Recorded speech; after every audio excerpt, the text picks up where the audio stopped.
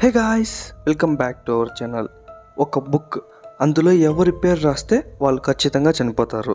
అలా ఆ బుక్ మన హీరో చేతికి దొరికిన తర్వాత తప్పు చేసి ఎవరికైతే శిక్ష పడకుండా ఫ్రీగా తిరుగుతున్నారో వారందరి పేరు వెతికి మరీ చంపుతాడు. అలా ఒక స్టేజ్కి మన హీరో పేరు ఆ బుక్లో వచ్చేస్తుంది. చివరికి హీరో ఆ బుక్లో రాసినట్టుగానే చనిపోతాడా లేదా బతికి బయటపడ్డాడా అని ఎంతో హారర్ థ్రిల్లింగ్గా చెప్పిన మూవీనే డెత్ నోట్. ఇక మూవీ ఓపెన్ చేస్తే ఒక కాలేజ్లో చూపిస్తారు.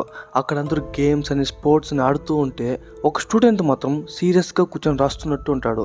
అతను మరెవరో కాదు, మన హీరోనే. పేరు లైట్ టర్నర్. మనోడు ఎంత ఇంటెలిజెంట్ అంటే డబ్బులు ఇస్తే ఎవరి హోంవర్క్ అయినా చేసి పెడతాడు. అలా రాస్తూ ఉంటే క్లైమేట్ మొత్తం ఒక్కసారిగా చేంజ్ అయ్యి వర్షం పడుతుంది అనగా ఆకాశం నుండి ఒక బుక్ కింద పడుతుంది. మనోడు ఎత్తి చూస్తే డెత్ నోట్ అని రాసుంటుంది. ఇంకా వర్షం స్టార్ట్ అవడంతో మనోడు ఆ బుక్ తీసుకుని పరిగెత్తుంటే మామూలుగా అన్ని కాలేజీ జరిగేలాగా సీనియర్ జూనియర్ని ర్యాగింగ్ చేస్తూ ఉంటే అది చూసిన హీరో అమ్మాయి ముందర హీరోయిజం చేద్దామని ముందరకు వెళ్తాడు. కానీ ఏం ప్రయోజనం, వాళ్ళు ఒక్కటిచ్చే పండ పెడతారు. లేచి చూస్తే మనోడు ప్రిన్సిపల్ రూమ్లో ఉంటాడు. ఆ ప్రిన్సిపల్ ఆ ర్యాగింగ్ చేసిన పిల్లల్ని పిలవక మనోడు డబ్బులకి హోంవర్క్ చేస్తాడు కదా, ఆ మ్యాటర్ దృష్టిలో పెట్టుకొని మన హీరోకి 2 వారాల దాకా డిటెన్షన్ ఇచ్చేస్తాడు. మనోళ్ళు మామూలు క్లాస్లో చదవరు, ఇంకా డిటెన్షన్ రూమ్లో ఏం చదువుతారులే కానీ ఆ బుక్స్ అని తోసేసి ఆ డెత్ నోట్ని తీసి చూస్తాడు. చూస్తే దాంట్లో స్టార్టింగ్ కొన్ని పేజెస్ అన్ని రూల్సే ఉంటాయి. రూల్ నెంబర్ 1, ఆ బుక్లో ఎవరి పేరు రాస్తే వాళ్ళు ఖచ్చితంగా చనిపోతారు. రూల్ నెంబర్ 2, ఆ బుక్లో రాసే వారి పేరు యొక్క ముఖం కానీ వాళ్ళ గురించి వివరాలు కానీ మనకు తప్పకుండా తెలిసి ఉండాలి, లేకుంటే అది పనిచేయదు అని చెప్పింటారు. అలా ఒక 30-40 రూళ్ళ తర్వాత కొందరు మనుషుల పేర్లు రాసి ఉంటారు.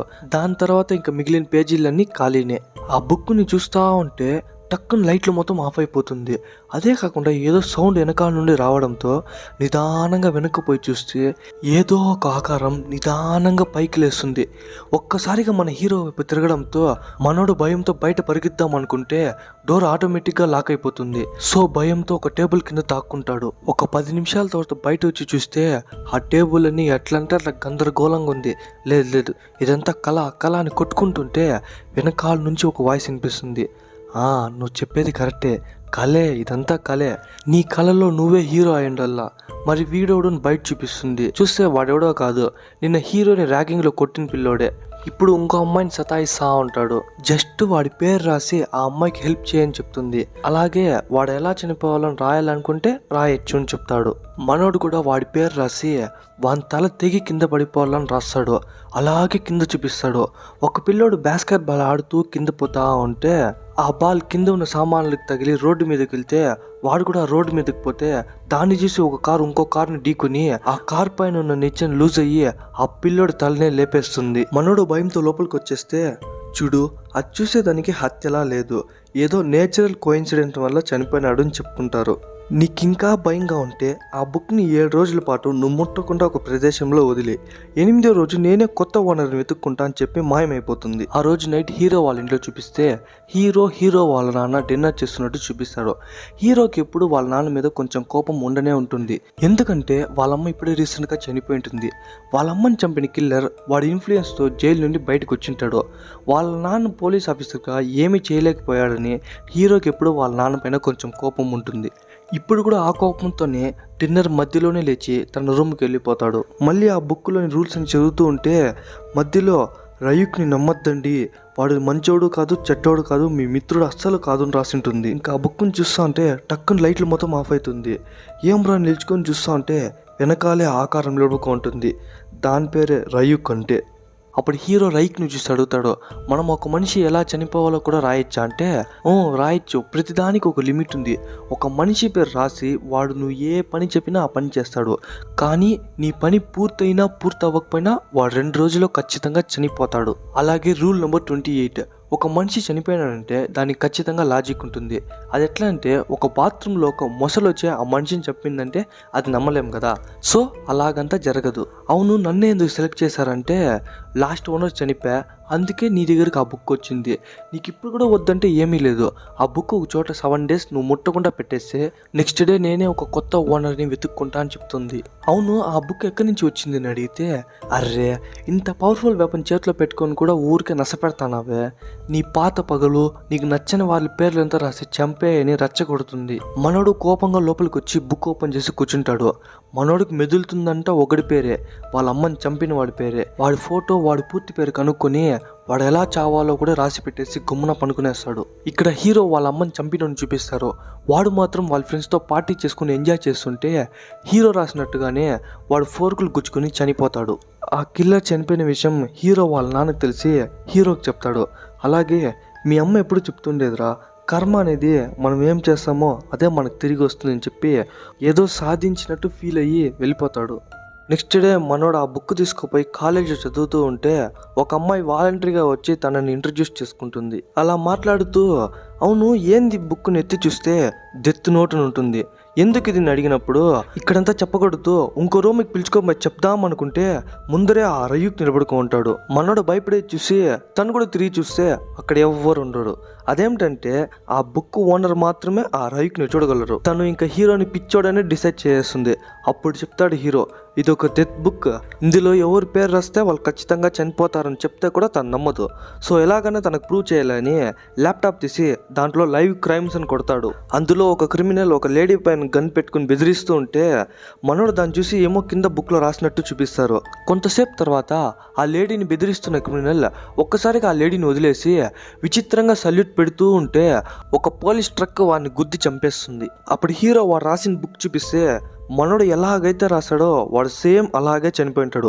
అప్పుడు నమ్ముతుంది ఆ అమ్మాయి. మనోడి మెయిన్ టార్గెట్స్ ఎవరంటే ఒక వ్యక్తి తను తప్పు చేశాడని అందరికీ తెలుసు, కానీ తన ఇన్ఫ్లుయెన్స్తో ఆ కేసుకి వానికి సంబంధమే లేనట్టు చేయింటాడు కదా, అలాంటి వాడిని వెతికి వెతికి చంపుతాడు.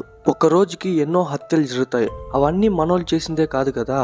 సో మనోళ్ళకు సపరేట్ ఐడెంటిటీ కావాలని కీరా అనే నేమ్ కనిపెడతాడు హీరో. కీరా అంటే రష్యన్లో లైట్ అనే అర్థం. అదే కాకుండా కీరా అని జపనీస్లో కూడా ఒక అర్థం ఉంది, అదేమిటంటే కిల్లర్ అని. నెక్స్ట్ డే జైల్లో ఉన్న 4-5 మంది క్రిమినల్స్ కీరా అని గోడపైన జపనీస్లో రాసి పెట్టి చనిపోయి ఉంటారు. సో అందరూ ఏమనుకుంటారు, కీరా అనేవాడు జపాన్ చెందినోడు, సో అందరూ జపాన్లో వెతుకుతారు. బట్ అది చేసింది మన హీరో, వాళ్ళు ఉండేది అమెరికాలో, అందుకే మనోడు ఆ పేరు వాడిండేది. ఇంకా మనోళ్ళు అడ్వాన్స్గా వెళ్ళి హీరో వాళ్ళ నాన్న పోలీసే కదా, సో పోలీస్ డిపార్ట్మెంట్లో ఎవరైతే వాంటెడ్ క్రిమినల్స్ ఉంటారో వాళ్ళందరినీ కూడా వెతికి చెప్తారు. కొందరు సపోర్ట్ చేస్తారు, మరి కొందరు తప్పుని చెప్పి పోలీసులు న్యాయస్థానం అందుకే ఉన్నారని నిలదీసి చెప్తారు. అలా జరుగుతూ ఉంటే ఒక క్లబ్లో మాత్రం దగ్గర 10 నుంచి 15 మంది దాకా మనుషులు ఒక్కసారిగా చనిపోయింటారు. అక్కడున్న ఫారెన్సిక్ రిపోర్టర్స్కే డౌట్, ఎలా ఇంతమంది చంపింటాడు అని. అప్పుడు చూపిస్తారు డిటెక్టివ్ని, మాస్క్ హుడీ వేసుకున్నాడు కదా, ఇతనే డిటెక్టివ్. చూసేదానికి చిన్నపిల్లల్లా ఉంటాడు, బట్ ఏజ్కి ఎక్స్పీరియన్స్కి అస్సలు సంబంధం ఉండదు. ఎన్నో కేసులు సాల్వ్ చేసిన ట్రాక్ రికార్డ్ మనోడిది, అందుకే మనోడిని ఇంత హార్డ్ కేసులో దింపింటారు. ఆ డిటెక్టివ్ చుట్టూ చూసి తనకేమో అర్థమైనట్టు ఇక్కడ రాంగ్ ప్లేస్ వెతుకుతున్నామని వేగంగా బయలుదేరుతాడు. ఇక్కడ కీరా కేసులో హీరో వాళ్ళ నాన్నే హెడ్గా ఉంటాడు. డిటెక్టివ్ అసిస్టెంట్ వటారి హీరో వాళ్ళ నాన్న దగ్గరికి వచ్చి వాళ్ళు ఇన్వెస్టిగేట్ చేసిన కేసుని ఎక్స్ప్లెయిన్ చేసి, అలాగే కీరా మీ డిపార్ట్మెంట్లోనే ఉన్నాడు, ఎలాగంటే మీ పోలీస్ డిపార్ట్మెంట్లో ఉన్న మోస్ట్ వాంటెడ్ క్రిమినల్సే ఎక్కువ శాతం చంపబడుతున్నారని, అందుకే మా డిటెక్టివ్ మీతో మాట్లాడాలని కాల్ చెప్పిస్తాడు. ఆ కాల్లో డిటెక్టివ్ ఇలా మాట్లాడతాడు, చూడండి ఆఫీసర్, కీరా అనే నేమ్ జపాన్లో ఉంది కాబట్టి అందరూ జపాన్లో వెతుకుతున్నారు, బట్ అతను జపాన్లో లేదు, మీ ప్రదేశంలో ఉన్నాడని గట్టిగా చెప్తాడు. నెక్స్ట్ డే హీరో వాళ్ళ గర్ల్ ఫ్రెండ్ ఒక వెబ్సైట్ క్రియేట్ చేస్తుంది. అది ఎందుకంటే కొందరు క్రిమినల్స్ పేర్లు పోలీస్ డిపార్ట్మెంట్లో కూడా ఉండదు, బట్ ప్రజల దగ్గర ఉంటాయి. అలాంటి ఇన్ఫర్మేషన్ గ్యాదర్ చేయడం కోసం ఆ వెబ్సైట్ని క్రియేట్ చేస్తుంది. బట్ హీరో అదంతా వద్దంటాడు. ఊరికే ఎవరైనా వాళ్ళ ఫ్రెండ్స్ పేరే రాసేస్తే కూడా మనోళ్ళు సీరియస్గానే చంపేస్తారు, సో అది వాళ్ళకే లాస్ కాబట్టి వద్దంటాడు. నెక్స్ట్ డే హీరో వాళ్ళ నాన్నని వటారి డిటెక్టివ్ ఆఫీస్కి పిలుచుకుపోతాడు. ఇక్కడ నుంచి మనం డిటెక్టివ్ని డిటెక్టివ్ అని పిలవకుండా ఎల్ అని పిలుద్దాం. అదే కాకుండా ఎల్ అనేది అతని అసలు పేరే కాదు, జస్ట్ కవరప్ కోసం మాత్రమే. ఎల్ తను చేసిన మొత్తం ఇన్వెస్టిగేషన్ని ఎక్స్ప్లెయిన్ చేస్తాడు. కీరా మొట్టమొదటిగా చంపింది ఇతన్ని. ఈ న్యూస్ అనేది ఏ ఛానల్లోనూ రాలేదు, ఒక్క మీ లోకల్ ఛానల్లో తప్ప. దీన్ని బట్టి కీరా మీ ప్రదేశానికి చెందిన వాడని తెలుస్తుంది. బట్ ఒక్క ప్రూఫ్తో నేను డిసైడ్ చేయలేదు. అందుకే కన్ఫర్మేషన్ కోసం మీ వెబ్సైట్ని హ్యాక్ చేసి ఇంటర్నేషనల్ క్రిమినల్స్ని మీ డేటాబేస్లో లోడ్ చేసి అందులో చంపబడ్డ వారే ఆ పబ్లో చనిపోయిన వాళ్ళందరూ. సో దీన్ని బట్టి ఆ కీరా అనేది ఖచ్చితంగా మీ డిపార్ట్మెంట్లో అయినా లేకుంటే మీ ప్రదేశానికైనా చెందింటాడు. కొంతసేపు తర్వాత హీరో గర్ల్ ఫ్రెండ్ హీరోకి ఫోన్ చేసి టీవీ ఆన్ చేయమని చెప్తుంది. మనోడు ఆన్ చేసి చూస్తే అక్కడ కీరాని తక్కువ చేసి మాట్లాడతాడు. కీరా అనేవాడు ఒక పిరికోడు, ఒక ముసుగు వెనకాల తక్కుని ఇలాంటి పనులను చేస్తా ఉన్నాడు. మా ఇన్వెస్టిగేషన్ కీరాని పట్టుకునేంత దగ్గరలో ఉంది, ఎక్కువ టైం కూడా కీరాకు లేదు. ఒకవేళ కీరా ఇది నువ్వు చూస్తా ఉంటే నన్ను ఇక్కడే చంపేయని ఓపెన్ ఛాలెంజ్ చేస్తాడు. మన హీరో ఏం చేయలేక కూర్చుంటాడు. ఎందుకంటే ఒకరిని చంపాలంటే వాని పేరు వాని ముఖం తెలిసి ఉండాల. బట్ ఈ డిటెక్టివ్కి పేరు ఎల్లని పెట్టుకున్నాడు, బట్ అది అర్థం లేదు. ముఖం చూపినంటాడు. సో ఇది నో యూజ్. ఎందుకు మీ లైఫ్ని రిస్క్లో పెట్టారని హీరో వాళ్ళ నాన్న అడిగితే, చూడండి ఆఫీసర్, నా దగ్గర ఒక థియరీ ఉంది. కీరా మన పేరు మన ముఖం చూస్తే మాత్రమే మనల్ని చంపగలడు. అంతవరకు చూస్తే నేను ఇంకా నా ముఖాన్ని నా పేరుని ఎక్స్పోజ్ చేయలేదు అంటాడు. ఒకవేళ మీరు తప్పైతే ఏమని అడిగితే, అలాగైతే నేను చనిపోయింటా ఆఫీసర్ అని చెప్పి వెళ్ళిపోతాడు. నెక్స్ట్ డే నుంచి హీరోని ఏజెంట్స్ ఫాలో చేయడం స్టార్ట్ చేస్తారు. అది తెలుసుకున్న హీరో తన గర్ల్ ఫ్రెండ్ని పిలుచుకొని ప్రైవసీ కోసం ఒక జైంట్ వీల్లో పోయి మాట్లాడుకుంటారు. ఫాలో చేసే ఏజెంట్లని చంపేస్తే మేలు కదా అని చెప్తుంది. బట్ మనోడు దానికంతా ఒప్పుకోడు. మనం క్రిమినల్స్ మాత్రమే చంపుతాం. ఒకవేళ నువ్వు వాళ్ళని చంపుదాం అనుకుంటే అది నా బుక్, నేను నీకు ఇవ్వను ముఖం మీదే చెప్పేస్తాడు. నెక్స్ట్ డే హీరోని ఫాలో చేసే డిటెక్టివ్స్ అంతా ఒక్కసారిగా కట్టుకుని ఏమో దెయ్యం పట్టినట్లాగా ఒక అపార్ట్మెంట్ 5th ఫ్లోర్కి వెళ్ళి ఒక్కసారిగా కింద పడి చనిపోతారు. దీనికంతా కారణం రయుకే అనుకుని ఎందుకు చేసావని అడిగితే ఆ రయుకి దానికి మాత్రం సమాధానం చెప్పకుండా ఇంకేదేదో చెప్తా ఉంటుంది. మనోడు కోపం వచ్చేసి, నువ్వు ఎక్కువ చేసే నీ పేరే దీంట్లో రాయేస్తా అంటాడు. నా పేరు రయుకే అని నీకు కరెక్ట్గా తెలుసా అని హీరోనే కన్ఫ్యూజ్ చేసేస్తాడు. నెక్స్ట్ డే టీవీలో హీరో వాళ్ళ నాన్న లైవ్లో వస్తాడు. కీరా 400 మంది కన్నా ఎక్కువ మందినే చంపాడు, దీనికి మొత్తానికి ఒక రోజు సమాధానం చెప్పి తీరల్లా. మా ఇన్వెస్టిగేషన్ 90% కంప్లీట్ అయిపోయింది, ఇంకా కొన్ని రోజుల్లో ఆ కీరా జాతకమే మీ ముందర పెడతామని చెప్పి, కీరా ఒకవేళ నువ్వు నన్ను చూస్తుంటే ఇప్పుడే నన్ను ఇక్కడే చంపేయని ఇంకో ఛాలెంజ్ వేస్తాడు. ఎక్కడ ఆ బుక్ ఎక్కడ, అందరూ మాట్లాడతా పోతే ఇంకా కిరాని ఎవరు గౌరవించరని చెప్పేసి వాళ్ళ నాన్న పేరే రాసేద్దాం అనుకుంటుంది. మనోడు నోటికి వచ్చినట్టు తిట్టేస్తాడు. మనం చంపాల్సింది క్రిమినల్స్ని, మా నాన్నని కాదు, నీకేమన్నా మతి పోయిందా అని గట్టిగా అరిచేస్తాడు. ఒకవేళ నీకు అంత నొప్పికుంటే నువ్వు దుబ్బే, నేను ఒకనే చూసుకుంటాను చెప్తాడు. పర్లేదు ఆఫీసర్, ఈ దేశం కోసం మీ ప్రాణాలు ఇచ్చేదానికి కూడా రెడీ అయిపోయినారు. నన్ను చంపేకి నా పేరు తెలీదు, మిమ్మల్ని చంపేకి ఇంత టైం పడుతుందా కీరాకి? ఓకే ఆఫీసర్, మీరు ఇంటికి పోండా, కానీ ప్రతి 10 నిమిషాలకి నేను ఫోన్ చేసి మీరు బతికున్నారా లేదా అని చెక్ చేస్తా. ఇంటికి వచ్చిన వెంటనే హీరో వాళ్ళ నాన్నని బాధతో కౌగిలించుకుంటాడు. అలా కౌగిలించుకుంటుంటే వాళ్ళ నాన్నకు ఒక కాల్ వస్తుంది. అది ఎవరో కాదు, ఆ డిటెక్టివ్నే. చెప్పండి డిటెక్టివ్ అంటే, ఏం లేదు ఆఫీసర్, ఊరికే మీరు బతికున్నారా లేదా అని కాల్ చేసి అంటే, నా గురించి మీరు బాధపడకండి మిస్టర్ ఎల్, నేను చచ్చిన వెంటనే మీకు కబురు పెడతా అని చెప్పి కాల్ కట్ చేస్తాడు. చెప్పండి ఎల్, ఏమో పిలిసిరేని వటారి అడిగితే లైట్ పేరు పెట్టుకున్నాడు కాబట్టి లైట్కి తీసుకుంటే, బట్ వాడే కీరా అని చెప్తాడు. మనోడు కాఫీ షాప్లో కూర్చొని ఉంటే టక్కున డిటెక్టివ్ వచ్చి కూర్చుంటాడు. నాకు తెలిసి మీరే కదా డిటెక్టివ్ ఎల్ అని చెప్తే, అది జస్ట్ కవరప్ నేమే అని చెప్తాడు. అవును, ఎందుకు ఇక్కడ వచ్చినారు అంటే ఇన్వెస్టిగేషన్ అంటాడు. అయినా మీ నాన్నని చంపకుండా ఉండడం గొప్పేలే అని చెప్తే హీరోకి అర్థమైపోతుంది వీడు మనల్ని కనిపెట్టేశాడని. అయినా కూడా ఏం అర్థం కానట్టు, అంటే మీరు నన్ను కీరా అంటున్నారా సార్ అంటే, అట్లా కాదు లైట్, జస్ట్ అడుగుతున్నా అంటే, సరే సార్ నేను వచ్చిన పని అయిపోయా, నేను బయలుదేరుతాను ముందర చూస్తే రైట్ నిలబడుకో అంటాడు. అయినా వీడి దగ్గర ప్రూఫ్లు లేనప్పుడు మనల్ని ఏం చేస్తాడులే అనుకుని, ఓకే సార్, ఆ కీరా మనుషులు ఎలా చంపుతున్నాడో తెలుసా అని అడిగితే, నాకు తెలిసి స్లో పాయిజన్ ఇవ్వచ్చు, స్నైపర్తో చంపచ్చు, మనుషుల్ని పెట్టి కూడా చంపచ్చు అని 10-15 రకాలు చెప్తాడు. సార్ మీకు అస్సలు ఐడియా లేదు, ఒకవేళ ఆ కీరాకి పవర్ ఉండి ఎవరినైనా చంపేలా ఉంటే ఏం చేస్తారని అడిగితే, కరెక్టే, అయినా కూడా 400 పైగా హత్య చేసిన వానికి నోబెల్ ప్రైజ్ ఇచ్చి పంపలేం కదా అని చెప్తే, అయినా మీరు వాడిని వెతికే బదులు మీ ప్రాణాలు కాపాడుకోండి అంటాడు. మనోడు టక్కని మాస్క్ తీయేసి, చూడు లైట్, ఇది తెలిసి తెలియని వయసు, దీంట్లో మనం ఏది చేస్తే అదే కరెక్ట్ అనిపిస్తుంది, కానీ అది అనర్థాల్లోకి వచ్చి ముగిస్తుంది. అవునా సార్, చూసుకుందాంలే అని చెప్పి ఇంటికి వచ్చి చూస్తే అక్కడ వాని గర్ల్ ఫ్రెండ్ నిలబడుకొని ₹10 యాక్టింగ్ చేసి సింపతి క్రియేట్ చేసేస్తే, మనోడు ఇన్ని రోజులు డ్రై స్టేట్లో ఉన్నాడో ఏమో టక్కన యాక్సెప్ట్ చేసేస్తాడు. సరేరా, ఇప్పుడే ఎల్లు ముఖం చూసి ఇంకా వాని పేరు కనిపెట్టేస్తే వాడిని ఇప్పుడే చంపేయచ్చని లోపలికి పోతారు. ఎల్లుకుండే ఒకే ఒక క్లోజ్ కాంటాక్ట్ ఆ వటారి మాత్రమే. ఆ వటారికి ఖచ్చితంగా ఎల్ పేరు తెలిసింటుందని వటారి పేరు బుక్లో రాసి ఇంకొచ్చే 48 అవర్స్లో వటారికి బయట సమాజానికి సంబంధం ఉండకూడదు. అలాగే వటారి ఎల్ యొక్క నిజం పేరు చెప్పిన 2వ రోజుకి 7 గంటలకంతా చనిపోవాలని రాసి పెడతాడు. అయితే ఇన్నోసెంట్ అయిన వటారి చనిపోతాడంటే అదే హీరో ఇచ్చిన ట్విస్ట్ ఇక్కడ. రూల్ 89 ఏం చెప్తుందంటే ఒకడి పేరు ఆ బుక్లో రాసేస్తే వానికి ఇచ్చిన టైంలోగా ఆ పేజీని కాల్ చేస్తే ఆ మనిషి బతికిపోతాడని హీరో చెప్తాడు. కరెక్టే కదా? రయూక్ని అడిగితే ఓన్లీ ఒక్క పేజీ మాత్రమే ఆ బుక్ నుంచి కాల్చగలం అంటాడు. కొంతసేపు తర్వాత వటారినే కాల్ చేస్తాడు. ఎల్ నిజమైన పేరేమిటిని హీరో అడిగితే ఎల్ పేరు నాకే కాదు ఎవ్వరికి తెలీదు. ఇంకా వాడు ఎక్కడి నుంచి వచ్చాడు అని అడిగితే ఎల్ని నేను ఒక అనాథ ఆశ్రమంలో కలిస్తే అది మామూలు ఆశ్రమం కాదు, ప్రపంచంలోనే గొప్ప గొప్ప డిటెక్టివ్లు అంతా అక్కడి నుంచే ట్రైనింగ్ తీసుకోబడ్డారు.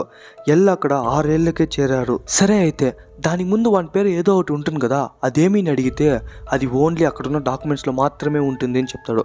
సరే నువ్వు వెంటనే అక్కడికి వెళ్ళి ఆ డాక్యుమెంట్స్లో వాని పేరు కనిపెట్టి నాకు చెప్పు అని చెప్తాడు. ఇంకంతే కీ ఇచ్చిన బొమ్మలాగా ఆ ప్లేస్కి ట్రైన్లో ఎక్కి వెళ్తాడు వటారి.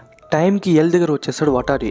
ఆ రోజు రానందున ఎల్కి డౌట్ వచ్చేస్తుంది. పోయి బెడ్రూమ్లో చూస్తే వటారి ఉండడు. వటారికి ఏమో అయిందని కోపంతో హీరో ఇంటికి వచ్చి కూర్చుంటాడు. వటారి పొద్దున్న నుంచి కనపడడం లేదు.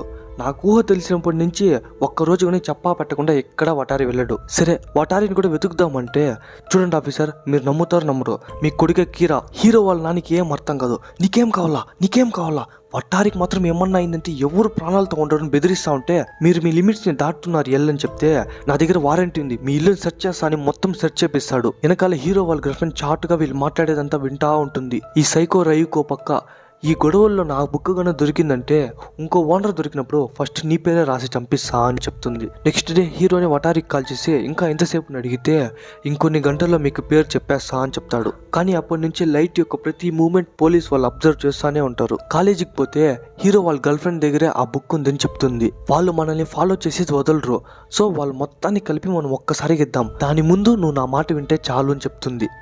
ఈ పక్క వటారిని చూపిస్తాడు. వాడెట్లో ఆ ఆశ్రమాన్ని కనిపెట్టేసి ఉంటాడు. అది మూసేసిన స్థితిలో ఉంటుంది. అయినా దాన్ని పగలు కొట్టుకుని లోపలికి పోయి ఆ డాక్యుమెంట్స్ వెతుకుతా ఉంటాడు. వీళ్ళిద్దరూ ఇక్కడ ఏమీ జరగనట్టు వాళ్ళ కాలేజీలో జరిగే డ్యాన్స్ ప్రోగ్రామ్కి వచ్చింటారు. అట్ ద సేమ్ టైం వాళ్ళ వెనకాలే పోలీస్ ఆఫీసర్స్ కూడా ఫాలో చేస్తూ వచ్చింటారు. కొంతసేపు తర్వాత హీరో బదులు ఇంకో పిల్లోని తనతో డ్యాన్స్ ఆడికి పెట్టేసి హీరో ఎక్కడో పరిగెత్తేస్తాడు. దూరం నుంచి చూసే ఏజెంట్లు ఏమనుకుంటారు, ఆ అమ్మాయితో డ్యాన్స్ చేసేది హీరోనేమో అనుకుంటారు. మనోడు పరిగెత్తా వచ్చి ఆ బుక్ తీసుకొని వటారికి కాల్ చేసి అయిందా లేదా అని అడుగుతాడు. వటారి రికార్డ్స్ రూమ్కి వచ్చేసి ఉంటాడు. ఒక్కో డాక్యుమెంట్గా వెతుకుతా అంటే హీరో త్వరగా వెతుకమని చెప్తాడు. మనోడు అంతలో ఆ పేపర్ను వెతుకుదాం అనుకుంటే అది ఆల్రెడీ చింపేసి ఉంటుంది. తన గర్ల్ ఫ్రెండే చింపేసి ఉంటుంది అనుకుని వటారి పరిగెత్తు అని చెప్తాడు. అంతలో మనోడు ఆ డాక్యుమెంట్ని కనిపెట్టేస్తాడు. ఎల్ నిజమైన పేరు చెప్దాం అనుకుంటే అంతలో ఎవరో వచ్చి వటారిని కాల్చి చంపేస్తారు. వాడి గర్ల్ ఫ్రెండ్ చేసిన పనికి పాపం ఇన్నోసెంట్ అయిన వటారి చనిపా. మనోడు కోపంగా వచ్చి చూస్తా ఉంటే తను ప్రశాంతంగా డ్యాన్స్ చేస్తూ ఉంటుంది. మనోడు బాధతో వచ్చి చెప్తాడు, నీ వల్లే అన్యాయంగా వటారి చనిపోయినాడు అని చెప్తే లేదు లైట్, నిజానికి నేనే నిన్ను కాపాడితే అని చెప్తుంది. మన హీరోకి తెలియకుండా ఆ బుక్లో నుండి ఎప్పుడో ఒక పేజీ ఎత్తేసి ఉంటుంది. ఒకవేళ ఆ బుక్ నుండి ఒక పేజీ తీస్తే దానికున్న పవర్ వెళ్ళిపోతుందంటే అదే కాదు, దానికి కూడా ఒక రూల్ ఉంది. ఒక బుక్కి ఎంత పవర్ అయితే ఉందో అదే పవర్ ప్రతి పేజీకి ఉంటుంది, చినిగిపోయిన పేజీలకు కూడా ఉంటుంది. దాని తర్వాత వాళ్ళని ఫాలో చేసే ఒక ఏజెంట్కి షాక్ ఇచ్చి వాడి పరిస్థితి వాడి పేరు రాసి అలాగే వాడి చేతే మిగిలిన వాళ్ళ పేర్లంతా రాపిచ్చి దాని తర్వాత అందరూ ఒక్కసారిగా చనిపోవాలని రాసేసి ఉంటుంది. అప్పుడే ఇదంతా చేసింది రయూక్ అనుకుంటుంది. బట్ వాళ్ళందరి చావుకు కారణం తను ఒక్కటే. తను పేజీ చింపేటప్పుడు పేర్లు రాసేటప్పుడు అంతా రయూక్ పక్కనే ఉన్నాడు. రయూక్ అనుకుంటే చెప్పిండొచ్చు హీరోకి, బట్ తను చెప్పడు.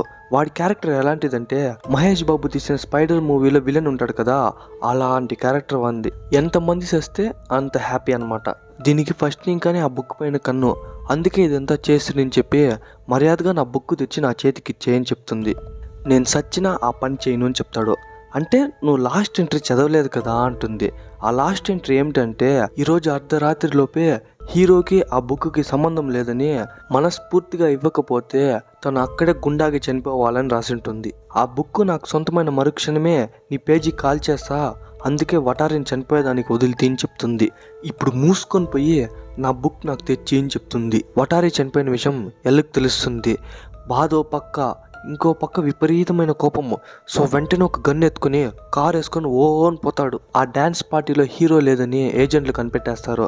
సో హీరో కోసం వెతుకుతూ వస్తుంటే హీరో అంత అర్జెంట్ లో కూడా ల్యాప్టాప్ లో చూసి ఎవరిదో పేర్లు ఆ బుక్ లో రాస్తా ఉంటాడు. పోలీసులు హీరో దగ్గరికి వస్తున్నారని గర్ల్ ఫ్రెండ్ మెసేజ్ పెడితే జైంట్ వీల్ కాడ కలుసుకుందామని మనోడు రిప్లై ఇస్తాడు. ఇక్కడ ఎల్లు కోపంతో రోడ్లంతా గుద్దుకుంటా హీరో కోసం వెతుకుతా ఉంటాడు. ఒక స్టేజ్ కి హీరోని కనిపెట్టిన వెంటనే కార్ అక్కడ పారేసి హీరోని పరిగెత్తా చేస్తాడు. ఒక పెద్ద చేస్ తర్వాత హీరో పట్టుబడిపోతాడు. ఎల్లుండే కోపానికి లైట్ ని కాల్చి చంపేద్దాం అనుకుంటే నా చేతుల్లో ఏం లేదు, ఆ బుక్ లో ఎవరి పేరు రాస్తే వాళ్ళని రైక్ చంపేస్తాడు అని చెప్తా ఉంటే మధ్యలో ఒక మనిషి వస్తా ఉంటాడు. లోపలికి వెళ్ళిపో వాడికిరా, నేను డిటెక్టివ్ ఎల్, వాడిని పట్టుకునే వచ్చినాను అని చెప్తా ఉంటే పట్టుని తలపైన ఒకటి పడుతుంది. వాడు కూడా కీరా సపోర్టరో ఏమో, అందుకే లైట్కి హెల్ప్ చేసి ఉంటాడు. మనోడు డిటెక్టివ్ గన్నే తీసుకుని వాడి గర్ల్ ఫ్రెండ్ని పిలుచుకొని జైంట్ వీల్ పైకి ఎక్కిన తర్వాత ఆ కంట్రోలర్ని షూట్ చేసి డ్యామేజ్ చేసేస్తాడు. ఇన్ని రోజులు మనం చేసిందంతా చాలు, ఇక మించి ఇదంతా వదిలేద్దాం, ఈ బుక్ నీకు వద్దు నాకే వద్దు, ఒకవేళ నువ్వు నిజంగా లవ్ చేసినట్లయితే ఈ బుక్ తీసుకోవద్దు అని చెప్తాడు. ఒకవేళ ఈ బుక్ నువ్వు తీసుకుంటే ఇంకెప్పుడు నన్ను చూడలేవు అని చెప్తాడు. ఆ మాటలకు తను కూడా కరిగిపోయి సరే నువ్వు చెప్పినట్టే చేద్దామని చెప్తా ఉంటే వెనకాల హీరో వాళ్ళ నాన్న పిలుస్తాడు. అందుకు మనోడు తిరిగి చూస్తే తను టక్కని ఆ బుక్ పిక్కునేస్తుంది.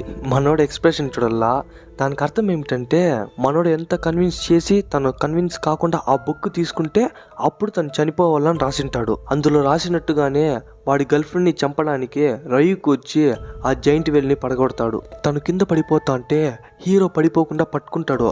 అలాగే ఆ బుక్ పడిపోతా ఉంటే తను ఆ బుక్ పట్టుకోపోయి ఒక పేజీని చింపేసి చేతులు వదిలేస్తుంది. మనోడికి కూడా చేతులు జారి కింద పడిపోతున్నట్టు చూపిస్తారు. వాడి గర్ల్ ఫ్రెండ్ ఏమో నేలపైన పడుతుంది. మనోడు అలాగే బుక్ సేఫ్ గా వాటర్ లో పడిపోతారు. ఇక్కడ వాడి గర్ల్ ఫ్రెండ్ మాత్రం చనిపోయి ఉంటుంది. ఇదంతా జరిగిన తర్వాత డిటెక్టివ్ ఎల్ వచ్చి చూస్తాడు. అక్కడ ఏం జరిగిందో తెలుసుకునే లోపలే ఒక పేపర్ అతని కళ్ళ ముందరే వచ్చి నిప్పులో పడిపోతుంది.